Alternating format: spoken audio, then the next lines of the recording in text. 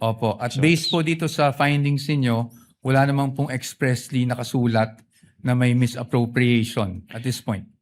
Actually, yung presumption of misuse kasi nasa item 8.3 na kapag hindi nag-liquidate or failure of liquidation of the accountable officers upon due demand shall be a prima facie evidence that such fund has been put to I am- personal benefit or misuse. Yes.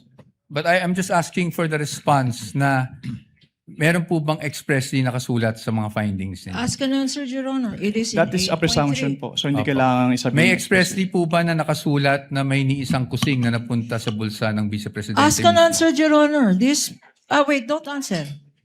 Uy. That question, Your Honor, has been asked and answered. We ask for Sustain- ruling, Your Honor. Sustained counsel, I think where you're getting at, modify your question. You can get it. Okay. So, basically po, ang findings nyo ay preliminary lamang. Wala pong any conclusive finding pa as to any misappropriation. Yun lang po ang tanong ko. Ang sabi kasi sa circular, upon failure to liquidate, No, meron I ng am presumption. Your Honor, Ask the and witness is answer, not Your Honor. responding. No, You the already witness- said, Asking if it's... The witness is not responsive. Kindly respond. I think the question is quite simple, Yun lang naman Mr. po. Wamil. Preliminary pa lang. So wala pang any conclusive finding as to any misappropriation. Yun na lang po. Para lang po masagot nyo na ng diretso. Hindi naman po kasi kailangang i-state doon sa findings. Again, Your Honor, non-responsive. Let the presiding officer be the one to do it, or try to do it. Kapag ka nag-issue po kayo ng AOM, Audit Observation Memorandum, failure to liquidate na po ba yun? O may mga observation pa lang kayo? Kailan masasabing may failure to liquidate na? No? Pag may notice of disallowance na, notice of suspension, o AOM pa lang?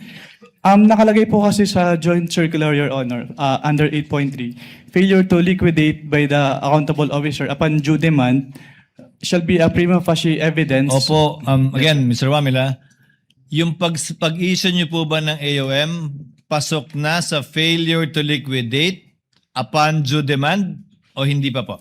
Hindi pa sa AOM, Your Honor. Kasi wala pong due demand sa AOM. Yes po. At masasabi mo rin bang wala pang failure to liquidate? O meron na? Pag sa AOM po wala, pero pag sa NS po, since meron ng first issuance which is considered as demand, so meron na po sa NS. So, As per AOM sa- wala pa. Pag NS, meron ng demand at Opo. meron ng failure to liquidate. Opo, since sa AOM po, nire-require na silang i-justify and i-submit yung mga documents na hindi nila na-submit. Pero sa AOM, wala pa nga ganun. Yes po, Your Honor. Okay. Counsel, your witness. Thank you. And lastly, gusto ko lang to ma-clarify. Of course, the witness was a state auditor of the ICFAO. So recommendatory lang po ang function ninyo. Hindi po kayo nagde-decide pagdating sa, lalong-lalo na pagdating sa notice of disallowance. Tama po ba? Yes po. It's the function of the commission proper. Thank you. Thank you, Mr. Wamil, Attorney Wamil. I thank you for your patience. That is all for this witness, Your Honor. Thank Unless you, there's anything else. counsel for respondent. Redirect, if any, counsel for the panel of prosecutors. yes, Your Honor, with your permission. Counsel may Few proceed with her questions redirect. on the redirect. Mr. Witness, tinanong sa'yo ng counsel for the respondent kung meron kang special training para mag-audit ng confidential funds. Kailangan ba ng special training para mag-audit ng confidential funds? No, ma'am. Hindi. Hindi po. Okay. At ang basehan mo, sinabi mo, when you answered is, ang basehan mo ay itong joint circular. Yes. Okay. Now,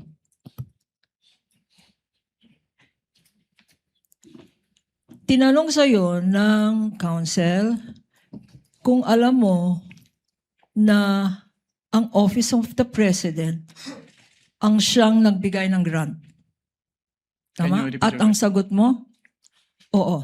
Can you repeat the question po? No, you answered on cross on the question of counsel for the respondent if you are aware that the grant was given to the Vice President by the President. Yes po. And you answered yes. Yes po. Okay.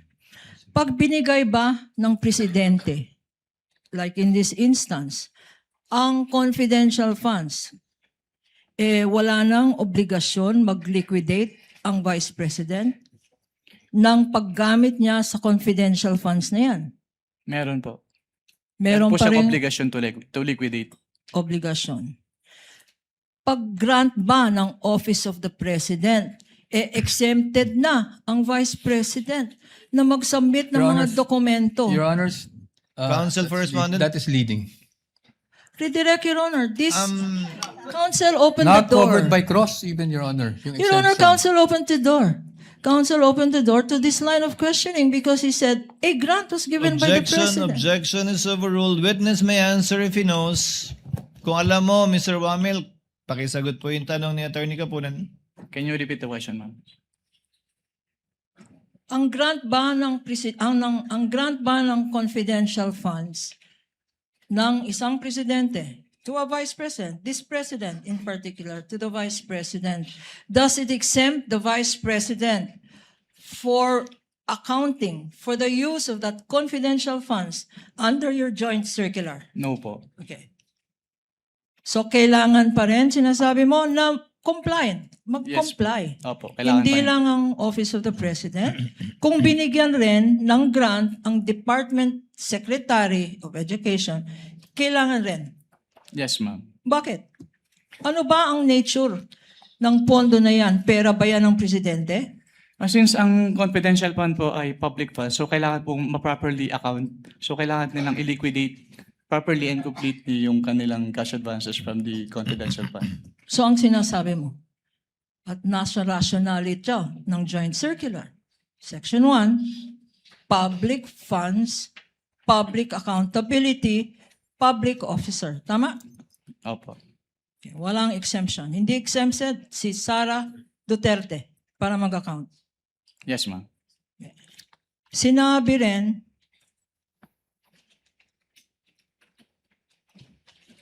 Counsel for the Vice President also said, the Vice President also said, tinanong ka tungkol sa ano ba yung accrual method of accounting. Pakiulit, ano yung accrual method? So under the accrual method po, the expenses is recorded upon incurrence and not upon payment po. Okay. Allowed ba itong accrual method of accounting sa pag-evaluate ng confidential funds? No, ma'am, kasi kailangan po talagang binayaran yung expenses po. Okay. So hindi pwedeng accrual, parang lista. Opo, Tama? hindi po pwedeng lista. Hindi pwedeng lista-lista. Kung binayaran, dapat cash out. Yes, ma'am. Tama? At Opo. kung cash out, dapat may resibo. Tama? Yes, ma'am. Opo.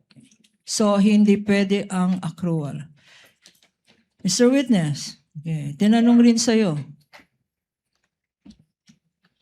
itong utilization of confidential funds. Nakalagay, utilization of confidential funds. Tinanong sa'yo ng counsel, hindi ba dapat confidential rin? Do not divulge information on the use of confidential funds. Tama ba ang interpretation ng counsel for the respondent? Hindi Your po. Honor, that was not my interpretation. I was merely asking based on the COA circular that he read, Your Honor. Okay. Just that, just on that matter. Okay, Noted. based- Witness may answer. Can you repeat the question, ma'am? Ang tanong, okay, sabi ng counsel, confidential funds yan. Bawal ang mag-reveal ng confidential information, citing certain provision in the revised penal code, certain guidelines, which we haven't seen. Pag confidential funds ba, lahat ng information na hinihingi sa inyo, kagaya ng sang ginastos, yung milyon-milyon na yan sa medicine, oy, bawal yan, confidential yan. Pwede ba yan, Mr. Witness? Hindi po. Since ang confidential fund po ay public fund, so dapat po ay properly accounted po ito. And since ang involved po ay confidential fund, so it must follow the strict accounting and auditing guidelines po to prevent misuse. confidential ba yung, bawal mo sabihin, sang grocery binili. As an Yung answered, Your pagkain na Honor. yan. As an answered. As an answered, Food, Your Honor. And As all an the answer, items Your there. Lahat ng items na sinabi natin. Food, medicine, As an transport. answered, Your Honor. I ask for a ruling. Your Honor, please, I only asked for the medicine. I know I'm itemizing because asked and answered previously, counsel. Counsel for responder is correct. Okay. Kindly move on to the next point. now, sinabi sa'yo na dapat, since this is accountable, sinabi mo na ang pagka-interpret ng joint circular na yan, nandito sa dapat strict, no? Yes, ma'am. Because public funds ito. Opo. Pag sinabi bang strict interpretation, and I will quote, strict accounting, the utilization of such funds is generally confidential and classified by nature, which requires not only strong internal controls. Tama? Yes. Nakita ba natin sa mga dokumento na sinabmit ng Presidente, ng Vice President at ng Secretary of DepEd, nakita ba natin yung mga internal controls? Hindi po. Your Bakit? Kasi since Honor, may mga the witness is incompetent to answer because he only based his audit on the documents provided. He has no knowledge on the internal controls of the Department of Education or the Office of Vice President, Your Honor. Your Honor, internal If the witness controls. knows based on his observation of the documents submitted to him only insofar as that is concerned, Mr. Wamel, you may answer. Since based on the documents po, may mga deficiencies pa rin po na noted. So, it can be inferred na hindi strong yung kanilang internal control. Okay. Anong mga deficiencies na na-notice mo? Yung kanilang mga documents, some of the documents ay hindi compliant dun sa requirements ng Joint Circular 2015-01. Acknowledgement receipts na walang Acknowledgement dates? receipts, yes po, walang date. Yung iba nakadate ng 2023 even if the period covered ay 2022. Liquidating documents para sa submitted 2023 para sa period 2022. May internal control ba yan? Actually, yung nasubmit naman po nila on time yung kanilang liquidation report. Mga acknowledgement receipts na walang signatures. Yes, ma'am. Internal control ba yun? That should have been prevented by strong internal control po. Nakalagay rin dito, in this section. Strict auditing rules to prevent mishandling and improper application of the funds. So, sinabi mo na dapat strict ang compliance. Ikaw pa, as a state auditor, meron ka bang discretion sa pag-apply ng rules na to? Can you repeat the question po? Okay. You said that the basis for your evaluation are the express provisions of these rules. Yes, ma'am. Do you exercise any discretion? We exercise po professional judgments. Just kailangan po namin i-evaluate if yung documents ay compliant dun sa requirements. Okay. Professional judgment. Yes, ma'am. But is this judgment based on personal opinion? Hindi po. Is this judgment based on, ayoko yung mukha nitong officer na to? Bias. Is it based on Hindi po. bias? Hindi What po. is it based on? Your professional judgment is based on what? Professional judgment is based on the experience and the applicable laws, rules, and regulations po. Okay. Council also mentioned 3.9, which is confidential expenses. I don't think I mentioned that, Your Honor. Okay. Then I will mention it. Not subject of the Are you cross, Your referring Honor. to the JMC Council? Your Honor, please, accounting, this council asked on how confidential expenses or funds are being accounted for. This is germane to the questions on cross. No, my question, Council, is what 3.9 are you referring to? 3.9 of what? 3.9 of the joint circular, Your Honor. Is there one? It's a confidential expenses. which says it refers to those expenses pertaining related to surveillance activities, etc. Your Honor. Your On Honor, page 3. beyond the scope of the cross, Your Honor. Your Honor, please. He opened the door. He I says did- what door did I confidential open, Your funds. Honor? He says confidential funds do not disclose information. Your Honor, please, we have to put a limit to at least, apply what is in the rules of court suppletorily, Your Honor. Subject to the discretion of the court, Okay. the redirect and cover matters not covered by the cross. The same is true with your recross counsel later on. We submit, Your Honor. It's, Counsel may proceed with her question. Witness may answer. okay. In confidential expenses 3.9, nakalagay dito, in your evaluation of confidential or liquidation of confidential funds or confidential expenses, nakalagay dito, are intended to support the mandate or operations of the agency, Mr. Witness. Yes, ma'am. Okay, nasa mandato ba ng Office ng Vice President ang magkaroon ng confidential funds? Calls for an opinion, Your Honor, that the witness is not qualified to answer. It's competent, Your Honor. He knows what are what are Calls allowed, for an what are opinion, not Your allowed. Honor. Objection, Witness is not an expert on the objection mandate. sustained. Witness is not competent to answer whether or not it is part of the OVP's function, much less a DepEd, to have confidential funds. That he did not see any confidential funds when he was with COA ICFAO does not mean that it is allowed or not allowed. Kindly move on to your next point, counsel, please. You also mentioned that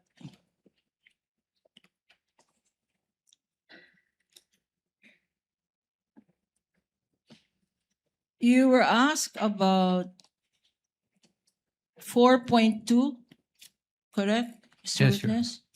I confirm that. And in 4.2, it says there shall be supported with physical and financial plan, indicating the proposed amount allocated for each program activity and project.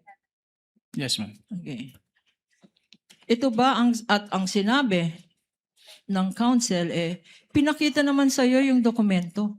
Bakit hindi mo why are you saying that there is no indication of what these projects are, what the disbursements pertain to, and what the confidential expense is based on? Why did you say that there is no? Dahil hindi po naka-indicate dun sa kanilang physical and financial plan yung specific confidential activities. Hindi ba pwede ang substantial compliance dyan? Kasi ang requirement po ng joint circular ay strict compliance. Strict, hindi substantial. Okay. Yes, ma'am. Now, in 4.8.5,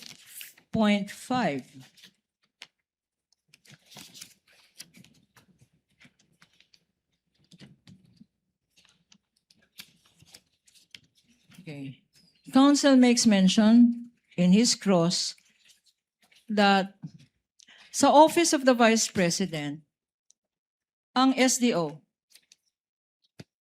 Senior Disbursing Officer, Special, SDO IC Acosta, tama?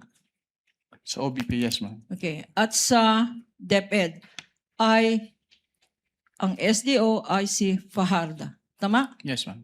At tama daw, sabi ng council na tama lang talaga na sila yung payees, Yes, ma'am. implying na silang tumanggap. Yes, ma'am. Implying na, ito ba, pag silang tumanggap, sila lang nakakaalam? Hindi po. Hindi. Opo. Kasi based on Bakit? the joint circular, si head of the agency po yung may responsibility to oversee the agency-wide use of the confidential fund and to ensure compliance with the requirements of the joint circular.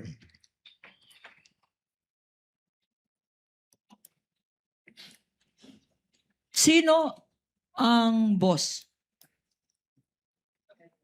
Sino ang head of agency ng Office of the Vice President?